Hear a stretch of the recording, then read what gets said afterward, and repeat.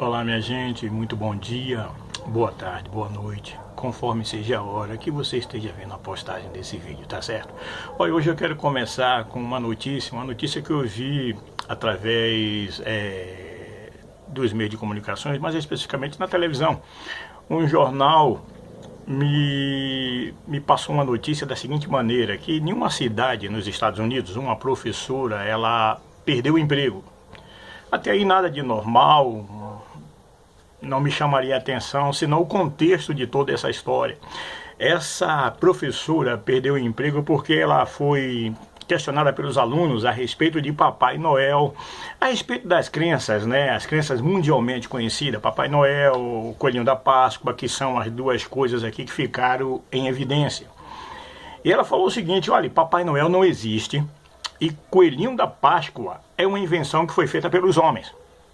Nenhum desses existe, a realidade é totalmente diferente. As crianças, então, quando ouviram aquilo, e os professores, os outros colegas dela ouviram aquilo, se indignaram com a atitude dela. E disseram o seguinte, que toda pessoa tem o direito de sonhar. E eu concordo, toda pessoa tem o direito de sonhar. Agora, entre sonhar e viver no mundo de Alice, viver fora da realidade, são duas coisas totalmente diferentes. E eu pegando esse gancho aqui, eu quero falar para você com relação às coisas de Deus.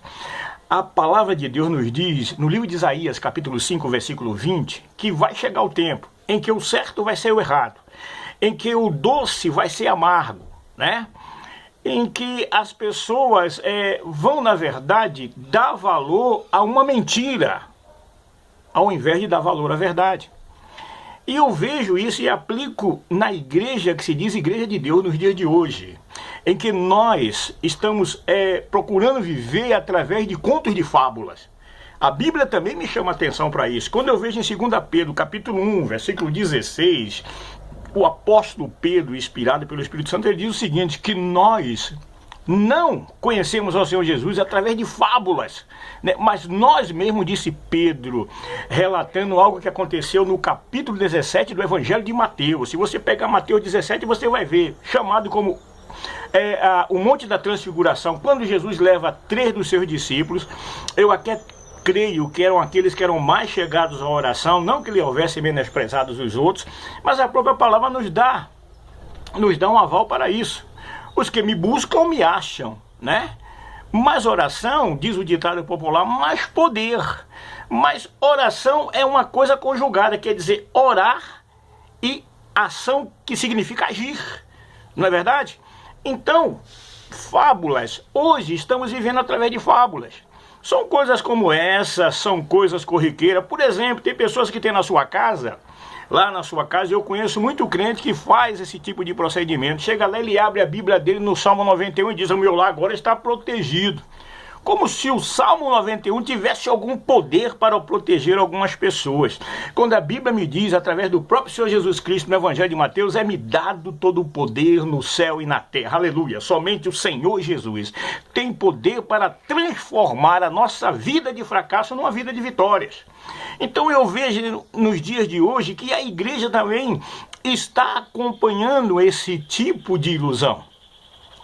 É galinho de arruda, campanha para isso, campanha para aquilo, 7 passos para isso, 7 passos para aquilo. Se o Filho vos libertar, nos diz a palavra de Deus, verdadeiramente sereis livres.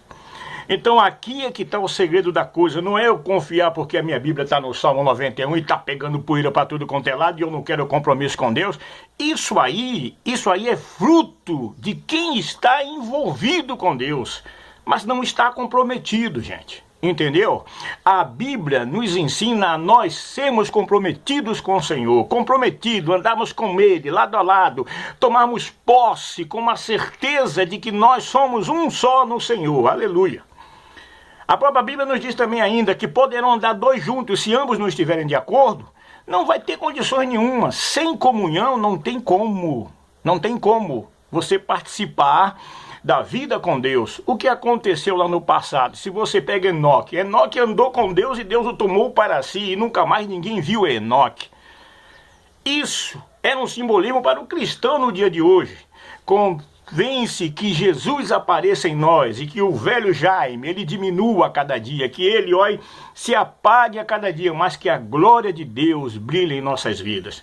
Para que se faça cumprir o que diz lá em Gálatas 2:20, agora não mais vivo eu, mas Cristo vive em mim. Qual é o resultado disso?